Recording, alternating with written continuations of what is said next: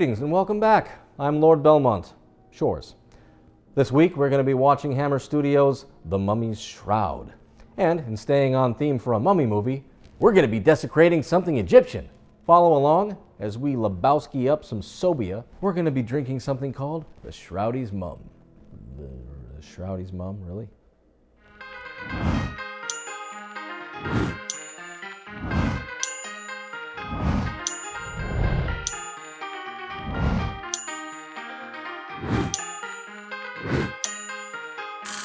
Yeah.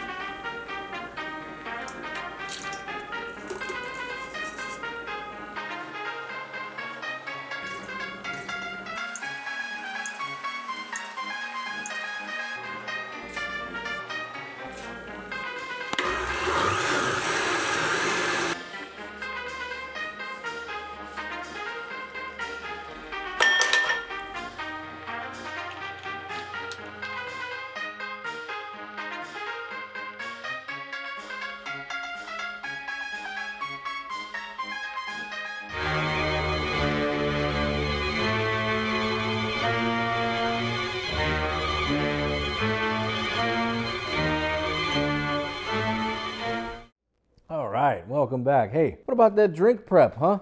How much cheesecloth did you guys go through making this? I mean, look, I'm not complaining. Very smooth, very tasty, but yeah, there's a lot of prep work there, a lot of prep work. All right, let's get right into it. Woo! You guys got to pay attention right from the get-go, because let me tell you something. There is like a novel's worth of backstory and exposition in this one. Evil men had already sworn allegiance to Mentar's younger brother.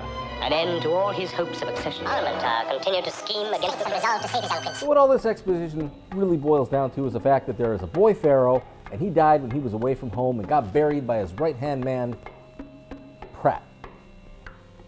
Pratt or Pratt? Is the guy an idiot or a sandwich shop? That last joke was for you guys across the pond. Hope you enjoyed it. I mean, this music is amazing. It's like the best Egyptian music since the Bangles.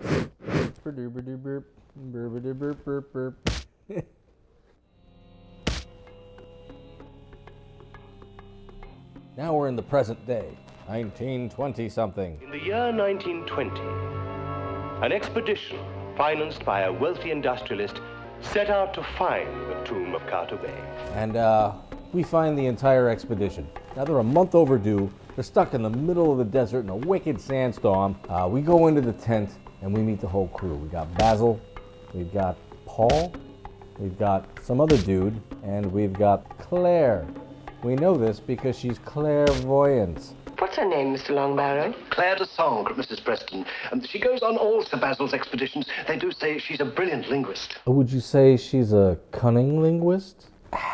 Well, Claire? We're going to find the tomb. It's not far away. They talk right away about how she's already made several premonitions that have come true. Started on the wrong day, according to Claire. Yes. Friday the 13th, wasn't it? Oh my God, is this going to be a Friday the 13th crossover? Jason Voorhees versus the Mummy. Wow, that'd be cool. I mean, it's not like Top Card of WrestleMania cool, but it's definitely like Royal Rumble kind of cool. Yeah, I'd see that. I mean, the Mummy's a little bit of a jobber, but it would still be fun. I'd watch. Ooh, and like his mom could come in and like hit the Mummy with a steel chair. Team Voorhees! We believe that this is not the mummy of Kartobé, but that of Prem, the slave. All right, so while the real expedition's stuck in a sandstorm, we got Preston over here showing off all the relics that they've found so far. Well, you will be joining one of the search parties, of course, sir. Yes, Stanley, of course. Of course. Of course you are, right? Of course you're gonna go. He's like, Mr. Preston, you're not just going to sit in the hotel and drink gin and tonics like a bitch, are you? No, that wasn't at all exactly my plan. I shall be joining one of the expeditions. So I understood, sir. See that it's the best equipped, most reliable porters, the best guide. Naturally, Mr. Preston, of course.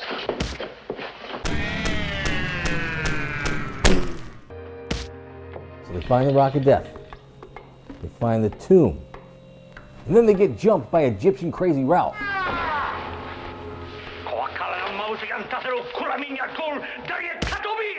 It's got a death curse. This is a Friday the 13th crossover. They finally find the tomb room, and then Sir Basil gets bit in the ass. Gets bit by an ass. Yeah, the snake bite hurt, but not as much as the 3 bullets that ricocheted into my gut. Your knife, Harry, quick, your knife. I don't know how it worked. He basically takes a knife and cuts the poison out. So the professor gets on his knees and he's digging through the sand and he finally unearths the Shroud of Michael Bay, Carto Bay. Shroud of Carto Bay. You want to know why he is so hung up over this shroud? It's simple. It's because it really tied the room together. I mean, it really tied the room together. This aggression will not stand, man. F***ing A. I'm sorry, I can't read the words. I think it would be wrong for me to read the words, Mr. Preston. Wrong and dangerous. In case you didn't get it the first time, Claire is obviously the smartest person on the expedition. What's your objection? The words refer to the spirit of the tomb and the sacred words of life and death. Clearly, she sees that it's just got some dark magic, unholy incantation that if spoken aloud is just going to unleash hell on earth. So no, she's not going to read it. I mean, hell. Got an ancient scroll right here. Got a whole bunch of words on it. It could be a cursed text. It could be a hummus recipe. I don't know. I'm not going to find out. Best case scenario, it's gibberish. Worst case scenario, I read this out loud and I got a demon on my ass. No, I'm going to put it back in the closet where I found it. Uttering nary a word. How hard is this? You know, teachable moment here. Sometimes in life, when you see something, you don't say something. That's Cursed Texts 101. And of course, the fortune teller's got one of these brand new 4K HD live stream crystal balls with the AI magic cam technology, and she's just watching all the action from afar, pay-per-view style. Paul confronts his dad in the room, and let me tell you, this is not the first time that Preston has reminded me of Judge Smales from the Caddyshack. Sir Basil is as sane as you or I, and you know it. Someone must have bribed the authorities. Was it you? It's not that he wanted to send the professor to the insane asylum. He felt he owed it to him. I've sentenced boys younger than you to the gas chamber. Didn't want to do it. Felt I owed it to them. After Basil escapes the insane asylum, just when he's about to get caught by the police, this fortune teller grabs him and brings him inside and proceeds to give him the worst fortune telling of all time. There is nothing left for you but death. Literally tells him he's gonna die gruesomely in the next 30 minutes. Yeah, it's not that hard to predict a murder when you know the murderer.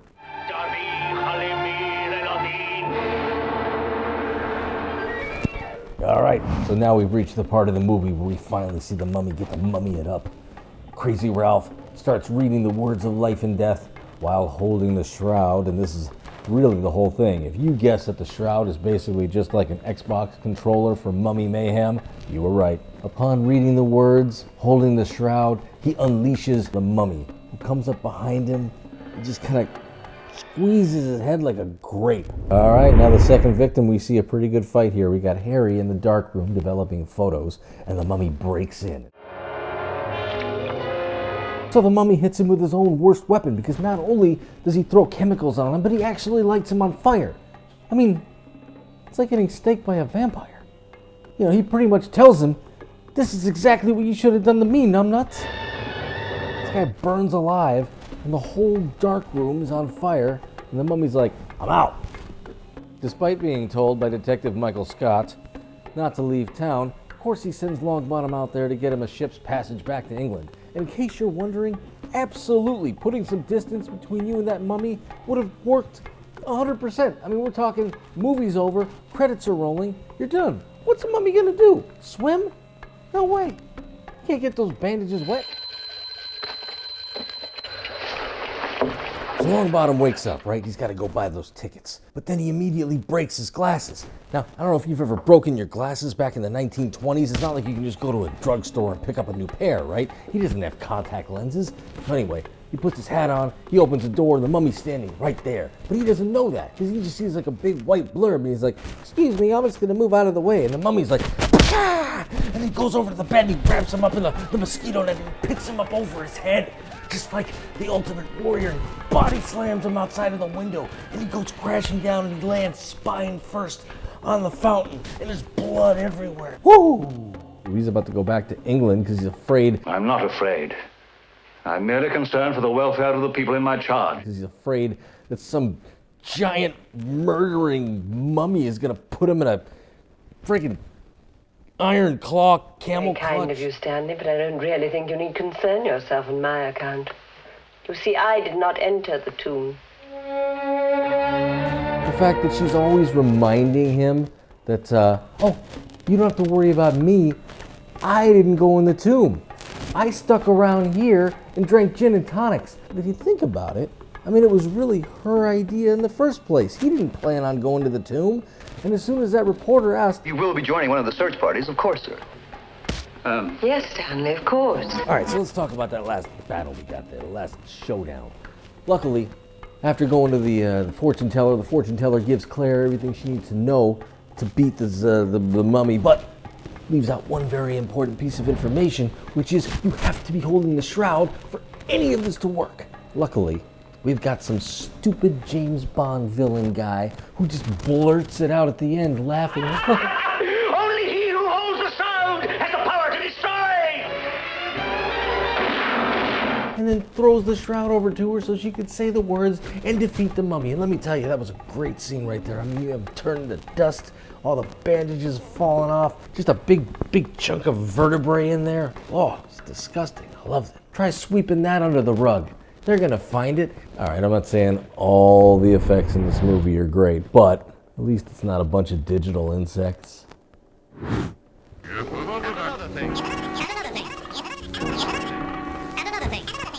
Okay, so if I have to give this movie a rating, and they're telling me that I do, every week I have to, it's fine.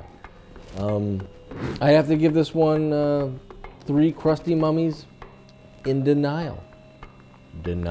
All right, so takeaways. Yeah, number 1, people, always carry a lighter. I mean, let's face it, mummies are basically dry, brittle. I mean, if you lit them on fire, they'd go up like flash paper.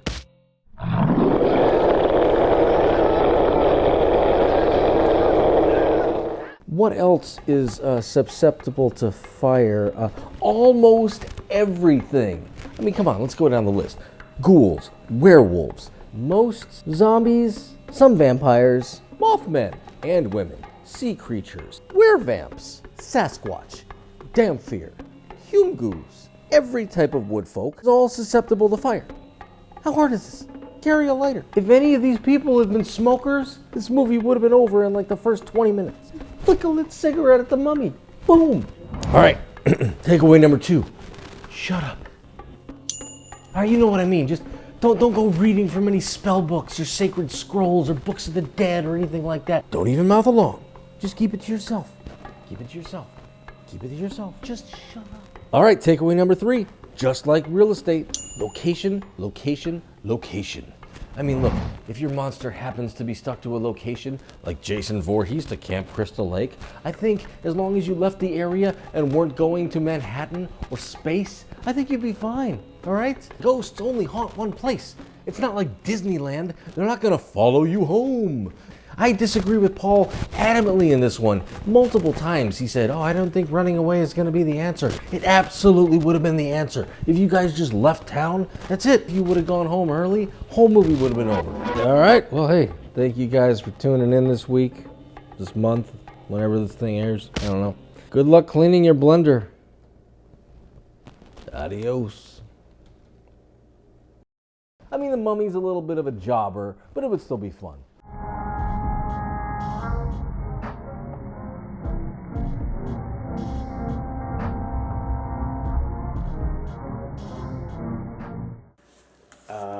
Strictly. Well, what are you doing? Oh, you're just gonna look away. Well, we kind of need the chair back, kitty.